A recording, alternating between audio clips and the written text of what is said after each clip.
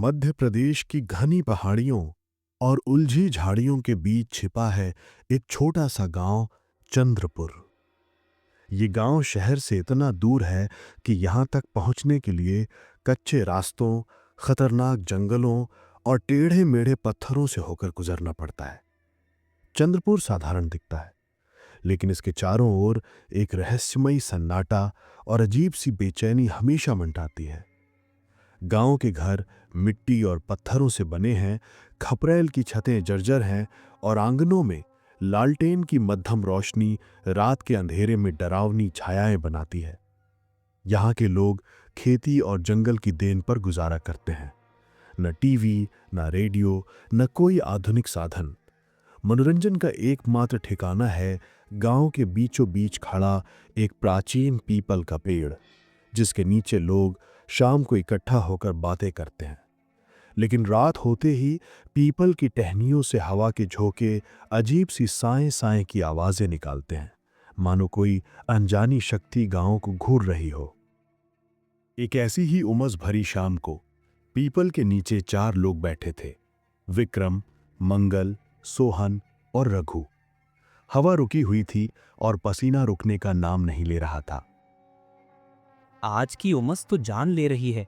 लगता है रात तक तूफान आएगा। विक्रम ने कपड़े से पसीना पोंछते हुए कहा। हाँ, और ये सन्नाटा, कुछ ठंडी हवा चले तो राहत मिले। मंगल ने बेचैनी से आसमान की ओर देखते हुए कहा। मौसम है, बदल जाएगा, लेकिन आज कुछ अजीब सा लग रहा है। सोहन ने धीमे स्वर में कहा, मनो कोई अनहोनी का अंदेशा हो। तभी गांव के कोने से दिल दहला देने वाली चीखें गूंजी। बर्तनों के गिरने की खटपट, औरतों के रोने और बच्चों के डर से भरे चिल्लाने की आवाजें हवा में तैरने लगी। ये क्या था? रघु ने चौंक कर पूछा। उसकी आवाज में डर साफ झलक रहा था। लगता है किसी के घर कुछ बुरा हुआ है। विक्रम ने कहा और चारों तेजी से आवाज की दिशा में दौड़े।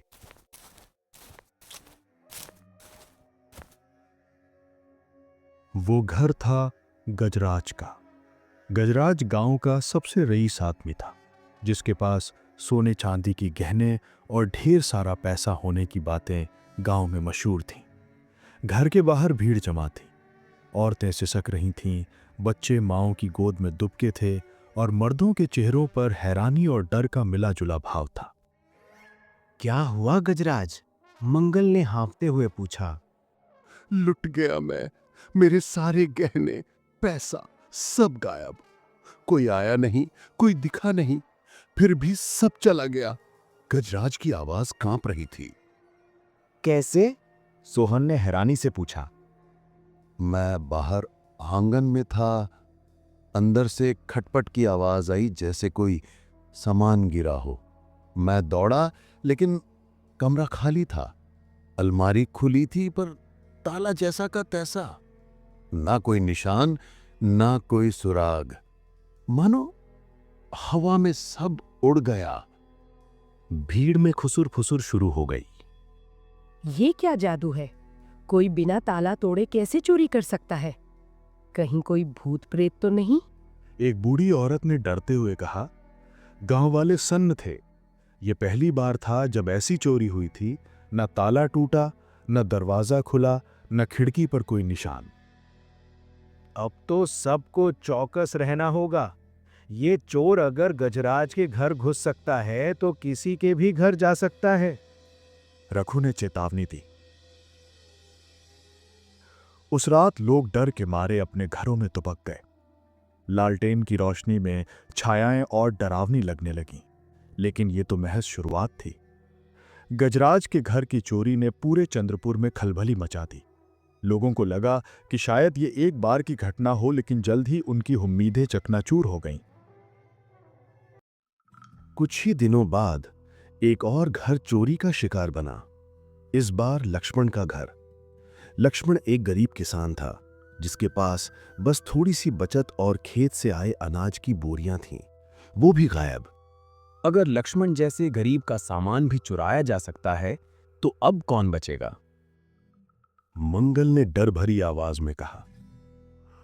ये कोई साधारण चोर नहीं, इसके पीछे कोई बड़ा रहस्य है। सोहन ने कहा। उसकी आंखों में चिंता साफ दिख रही थी। गांव का माहौल अब पूरी तरह बदल चुका था। पहले पीपल के नीचे हंसी मजाक गूंजता था, लेकिन अब अंधेरा होते ही लोग घरों में बंद हो जाते। दरवाजों पर ताले, खिड़कियों पर मोटी कुंडियां और लालटेन बुझाकर लोग डर डर कर सोने की कोशिश करते। लेकिन चोरियां नहीं रुकीं। हर कुछ दिन बाद किसी न किसी घर से सामान गायब हो जाता।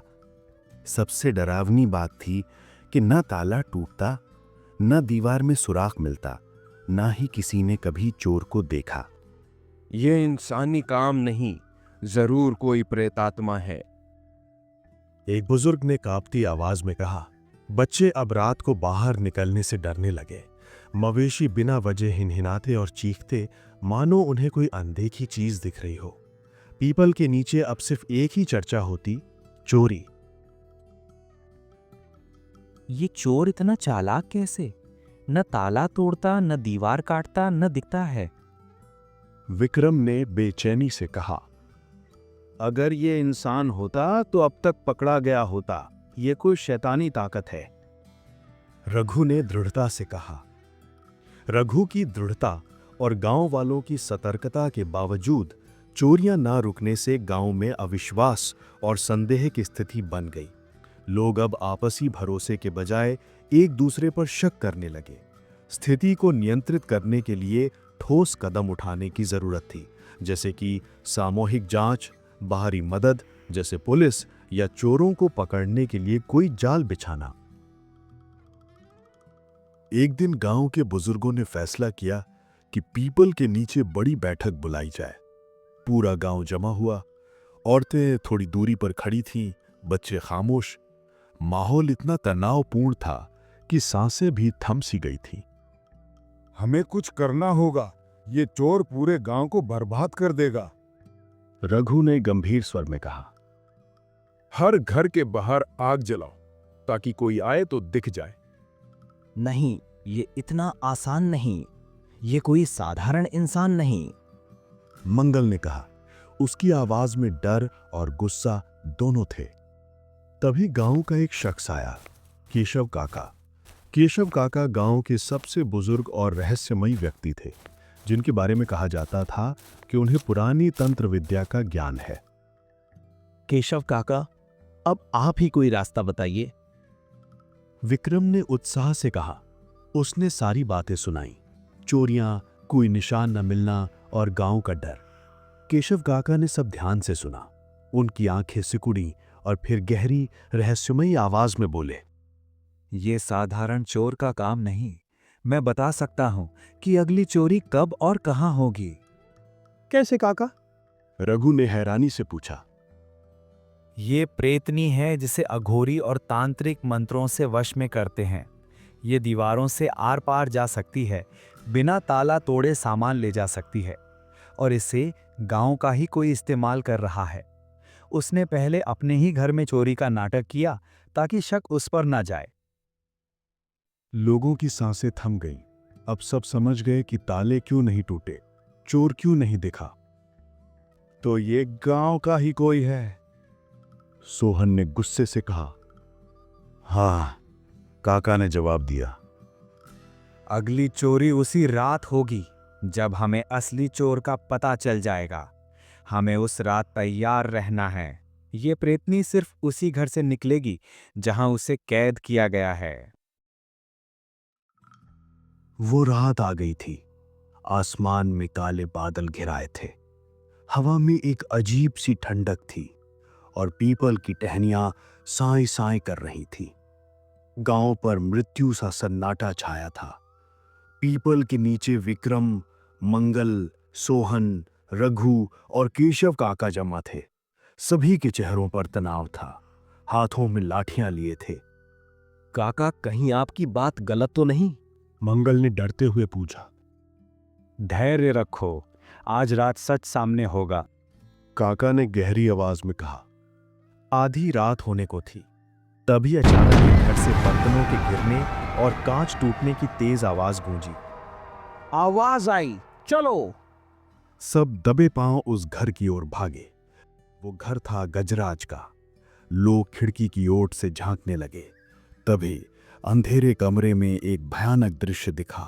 एक परछाई, औरत की आकृति जैसी, लंबे बिखरे बाल, लाल चमकती आंखें और काला साया जो हवा में लहरा रहा था। हे भगवान! रघु ने फुसफुसाया। उसकी आवाज कांप रही थी।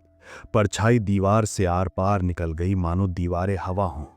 उसका चेहरा भयानक था और उसकी लाल आंखें अंधेरे में चमक रही थीं। वो गांव के बीच से लहराती हुई गुजरी और जंगल की ओर गायब हो गई। ये गजराज के घर से निकली, सोहन ने दहशत में कहा। गांव वाले गजराज के घर की दरवाजा जोर जोर से खटखटाया। गजराज बाहर आया। उसका चेहरा पसीने से तर और आंखें डरी हुई थीं। गजराज, अब सच बता, तेरे घर से प्रेतनी निकली? केशव काका ने गर्जना की। मैं बेकसूर हूं। गजराज ने हकलाते हुए कहा। गांव वाले उसके घर में घुस गए। एक कमरे में तंत्र मंत्र की सामग्री बिखरी थी।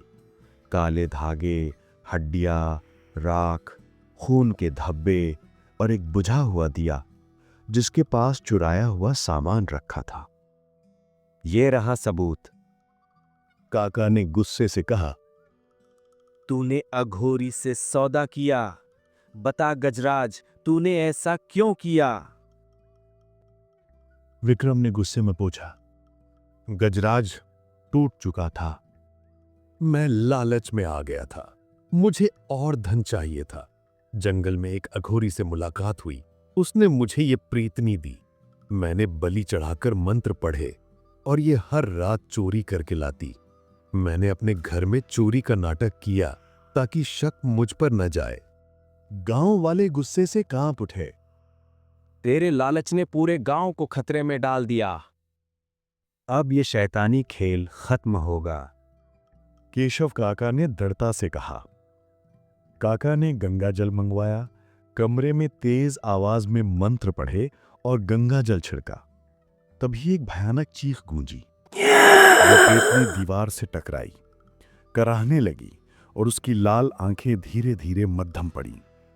एक काला धुआं उठा और वो साया हवा में घुल गया। कमरे में रखा चुराया हुआ सामान धूल में बदल गया। शुक्र है गांव बच गया। सोहन ने राहत की सांस ली। जिसने अपने लोगों के साथ विश्वासघात किया, उसे इस गांव में रहने का कोई हक नहीं। केशव काका ने कहा। गजराज अब जमीन पर गिरकर रो रहा था, लेकिन किसी को उस पर दया नहीं आई। पूरे गांव ने फैसला किया कि उसे तुरंत गांव से निकाल दिया जाए।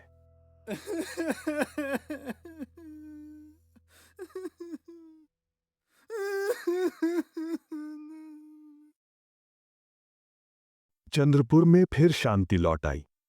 पीपल के नीचे लोग फिर जमा होने लगे, लेकिन अब उनकी कहानियों में डर नहीं, बल्कि एक गहरी सीख थी। उस रात की दहशत और गजराज की गलती हमेशा के लिए गांव वालों की यादों में कैद हो गई। याद रखो, लालच इंसान को अंधा कर देता है और जो बुराई को गले लगाता है वो कभी चैन से नहीं जी सकता। मिलते हैं अगली बार एक नए रहस्य के साथ।